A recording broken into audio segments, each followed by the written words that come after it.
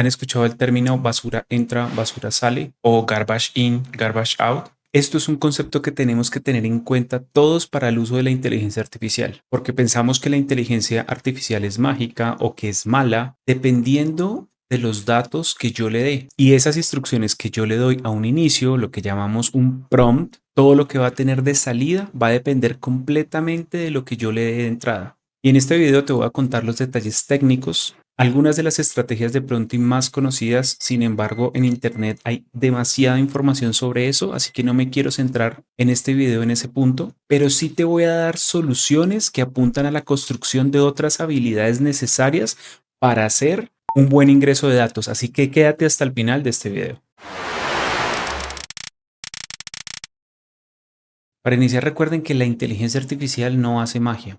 Lo que hace son patrones de probabilidad para predecir qué puede venir después, y eso lo hace con una exactitud impresionante. En este caso, no entiende, realmente lo que hace son predicciones, patrones estadísticos sobre la cantidad enorme de datos que pueden existir y calcula cuál suele venir después y lo escribe con total seguridad. Esta es la clave para que entendamos que el volumen de datos y el entrenamiento de los datos es muy importante para ir afinando cada uno de los resultados de la inteligencia artificial. Por ejemplo, el cielo está, en este caso va a buscar el patrón de predicción. En un 58%, la palabra despejado va a tener un patrón de predicción más acertado que cualquiera de los otros. Nublado, gris o cayendo van a tener menos probabilidad de ser la palabra correcta. Realmente la inteligencia artificial no sabe qué es el cielo, no lo comprende, no comprende los conceptos, calcula qué palabra suele seguir. Eso es un patrón estadístico, no comprensión de lo que es el cielo como un fenómeno, como lo entendemos nosotros los humanos. ¿Y cómo se construye toda esa nube de datos para hacer esos cálculos de predicción? Para simplificar mucho este ejemplo lo vamos a poner en dos momentos. Un momento en el que nosotros no controlamos y un segundo momento en el que tenemos el control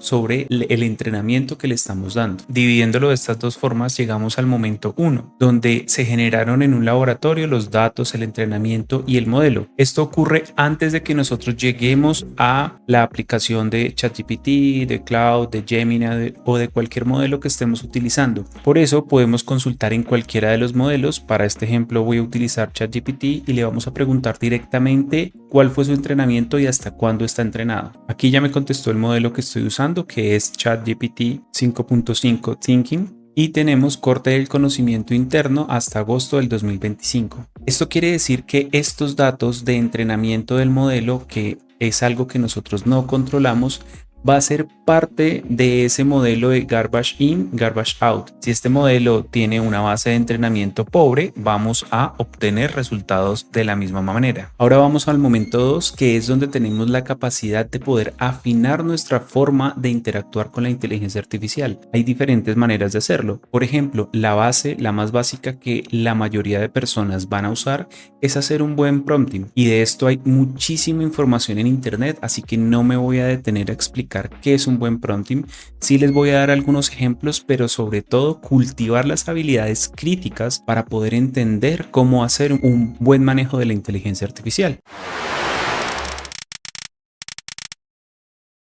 Hay 4 pilares importantes para entender que un modelo no es tan inteligente que otro modelo. El primero es el mal etiquetado. Si el entrenamiento dice que un gato es un perro, aprende a equivocarse con seguridad. Esto es una de las primeras reglas en el entrenamiento de modelos. El segundo son los datos sucios. Información incompleta o sin limpiar produce predicciones irreales. Esto, combinado con una mala instrucción, es lo que genera alucinaciones en los modelos que más adelante vamos a ver más a detalle. Otro de los pilares importantes es la fuga de datos, y es esa fuga de datos donde cuela respuestas que él no debería ver. Parecen perfectas en la prueba, pero fallan en el mundo real. Y el cuarto son las condiciones cambiantes. Nosotros como humanidad y nuestra sociedad y nuestro planeta está en constante cambio. Por eso esos datos cambiantes son tan importantes y el reentrenamiento de modelos. Acá hay un ejemplo con respecto al tiempo. Si se entrenan modelos con fotos del día y los usamos de noche, el espejo deja de reconocer lo que ve. Y acá vamos a ver un ejemplo de lo importante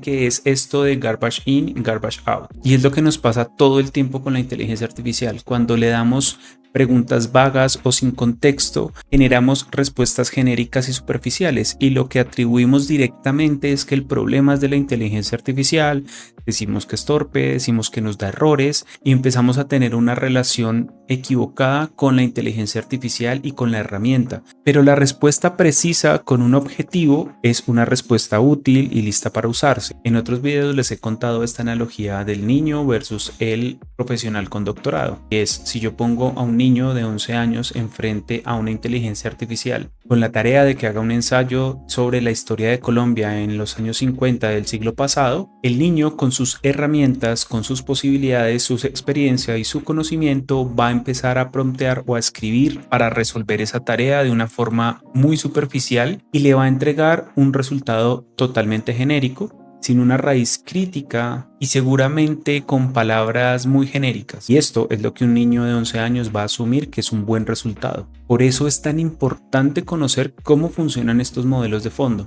Ahora, si le pedimos la misma tarea a un académico con doctorado en historia, apenas empiece a promptear y empiece a darle los primeros resultados sobre ese mismo ensayo, él se va a dar cuenta del nivel genérico que empieza a crear. Por tanto, va a seguir interactuando con la inteligencia artificial hasta llegar a un resultado óptimo basado en sus conocimientos. La diferencia aquí para ver este caso espejo es que tenemos a una persona que está muy entrenada con un criterio y una construcción de experiencias grande frente a una persona que no lo está. Esto en el inicio es la diferencia grande que hay en el uso de modelos de inteligencia artificial.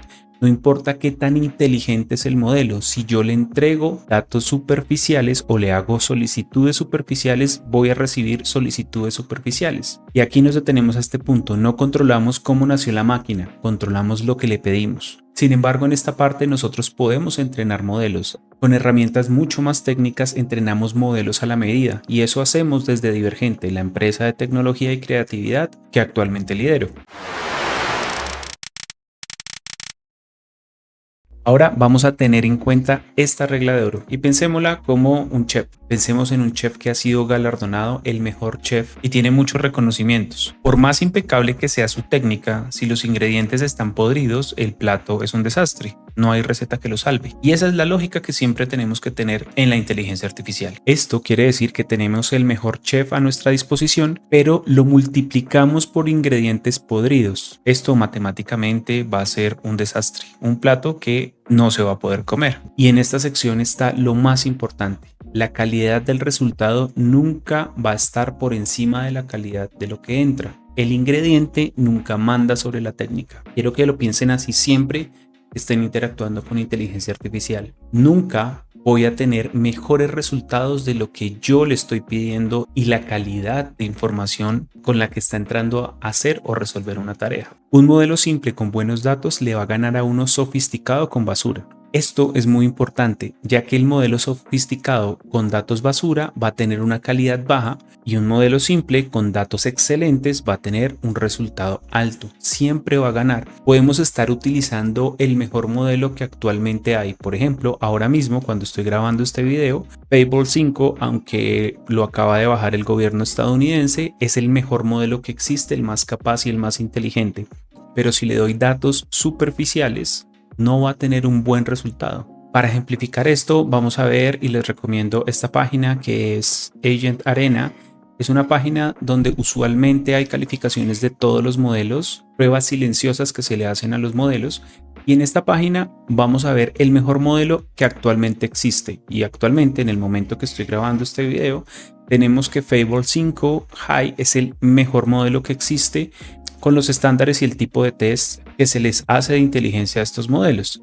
En este caso está muy por encima de GPT 5.5 en su versión X-High y muy por encima también de otros modelos que son de pago y algunos modelos que son gratuitos. Entonces, para tener esta analogía, si yo utilizo Fable 5 versus un modelo como puede ser que es un modelo gratuito, que es un modelo chino, que es DeepSeek o GLM, que también es un modelo chino. Son modelos que tal vez no son tan capaces ni tan inteligentes como Fable 5 o como Opus 8, pero si yo utilizo a Fable 5 y le doy un prompt superficial, una instrucción superficial, me va a devolver algo superficial, así esté utilizando el mejor modelo existente. En cambio, si le doy instrucciones sofisticadas a GLM 5.1 o a DeepSeek versión 4, voy a obtener mejores resultados que el modelo pago, que actualmente es Fable 5. Por cierto, es el modelo más caro que existe en este momento. Entonces, con esto de los modelos, recuerden la regla de oro que vamos a tener siempre en la cabeza, y es: no importa qué tan sofisticado sea el modelo, basura que entra, basura que sale. Y entonces llega una de las cosas más importantes, y es cómo le hablamos a la inteligencia artificial y cómo la instrucción de entrada, que es escribe un texto sobre el océano, va a generar algo muy genérico como esta respuesta, y como un prompt eficaz donde le pido un texto del océano para un nivel de lectura de tercer grado, me genera una respuesta mucho más detallada, enfocada y hasta con una pregunta de cierre. Acá un simple dato cambió todo. Aunque nosotros vemos una cadena de texto, realmente es un dato adicional. Y el dato adicional que le estoy diciendo es para quién es este texto. No es que la inteligencia artificial sea más lista o un modelo sea más listo que otro, pero le di un contexto de información de algo que le permite a él correr un mejor modelo, le permite a la inteligencia artificial darme mejores resultados. Y esto es solo ajustando un simple dato. Por eso hay diferentes cursos de prompting, por eso se viene hablando hace más o menos 1 año y medio sobre cómo promptear con la inteligencia artificial. Sin embargo, este es el primer escalón en una escalera muy larga con respecto a habilidades tanto técnicas como humanas que se deben tener en cuenta para la correcta utilización de la inteligencia artificial. Ahora lo que vamos a hacer es algo interesante. Vamos a poner los dos modelos más inteligentes que vimos, y el contexto es que vamos a planear una clase. Le vamos a decir que me dé una idea para diseñar una clase de matemáticas con un prompt muy genérico, y en la siguiente vamos a ver cuáles son los pasos para resolver una ecuación de primer grado y cómo lo enseño a estudiantes de sexto grado. Vamos a ver cómo responden los modelos. En la parte izquierda vamos a utilizar estos dos modelos, tanto Claude como ChatGPT, de una forma genérica, y acá vamos a utilizar un prompt más elaborado para ver qué respuesta nos da. Vamos a poner a correr los modelos y vamos a ver qué respuesta nos da cada uno de ellos. En este caso vemos cómo ChatGPT da una respuesta muy general: matemáticas con un mercado escolar, convierte un salón pequeño en un mercado, cada uno crea una tienda. Bueno, y lo que me da Claude es algo muy parecido. De hecho, están entrenados con información muy parecida porque da el supermercado de la clase, enseñar matemáticas con dinero falso y situaciones reales. La idea es montar una tienda. Acá nos da una idea y lo pide escalable. Si dices qué edad o nivel, acá es interesante esto que siempre pasa con Claude, y es que nos empieza a solicitar cosas y empieza a pedirnos información de forma autónoma. Entiende que necesita para poder afinar esa respuesta. Él automáticamente empieza a generar su propio modelo de entrenamiento. Esto ChatGPT en su versión alta del 5.5 no me la dio, solo dio la respuesta y mató la conversación. Este nivel de interacción es lo que genera que Claude, en este caso Opus 4.8, tenga un nivel mucho más alto de inteligencia, ya que predice algunas cosas que probablemente voy a necesitar para poder tener respuestas mucho más acertadas. Y esto es lo que hace que el modelo sea mucho más potente que otro modelo. Y vamos a ver qué nos respondieron los modelos con un prompt mucho más afinado. Acá me da los pasos en ChatGPT, me da los pasos para resolver la ecuación central y dejarlo como incógnita, me da algunos ejemplos, cómo debería hacerlo, eliminar el número y comprobar. Bueno, acá ya nos da una respuesta mucho más acertada a lo que necesito, ya que yo le dije que son ecuaciones de primer grado y cómo lo enseño a estudiantes de sexto grado, y me da cómo hacerlo fácil para que ellos puedan entenderlo. Me dice que también sería útil evitar decir simplemente el número pasa por otro lado cambiando de signo. Este tipo de cosas como de tips que me está dando, ya que le di un contexto. Esta respuesta versus esta respuesta son muy diferentes porque me está dando dos situaciones completamente diferentes. Ahora vamos a ver qué nos respondió Claude 4.8. Acá en este caso Claude dice: una ecuación de primer grado es una igualdad donde la incógnita, normalmente X, aparece. Nos explica un poco qué es una ecuación de primer grado, cómo se lo enseño a niños de sexto grado. Acá nos dice las metáforas de la balanza, nos da como algunas reglas de esas metáforas de la balanza, las secuencias que funcionan bien y los consejos prácticos, y al final nos también nos da como un call to action a nosotros mismos que dice: ¿quieres que te arme una visualización interactiva de balanza para usar en clase? Y podemos seguir interactuando con él para tener mejores resultados. Miren que este proceso, sobre todo el que siempre nos incita o nos lleva a Cloud, es un proceso de entrenamiento poco a poco, sin tener que tener un prompt elaboradísimo desde el inicio, con el rol claro, el contexto definido y demás, sino desde el proceso de iteración voy entrenando esa conversación para llegar a un resultado mucho más cercano a lo que yo quiero. Y por supuesto, no termina en el primer intento. La iteración es la clave, no nos quedamos con la primera respuesta. Trabajar con una inteligencia artificial es una conversación, no un botón, y eso es muy importante que lo tengan en cuenta. No es tener el prompt más sofisticado para introducirlo y que me dé una respuesta final exacta como yo la tengo en mi cabeza. Eso realmente no sucede con la inteligencia artificial. Yo hago el prompt, la respuesta, exijo y mejoro la respuesta con un bucle de iteración. En ese caso, mejora esto, adáptalo para, hazlo simple, corrige la coherencia. Son frases que podemos utilizar para ir mejorando esa primera idea e irla afinando poco a poco en nuestro trabajo con la inteligencia artificial.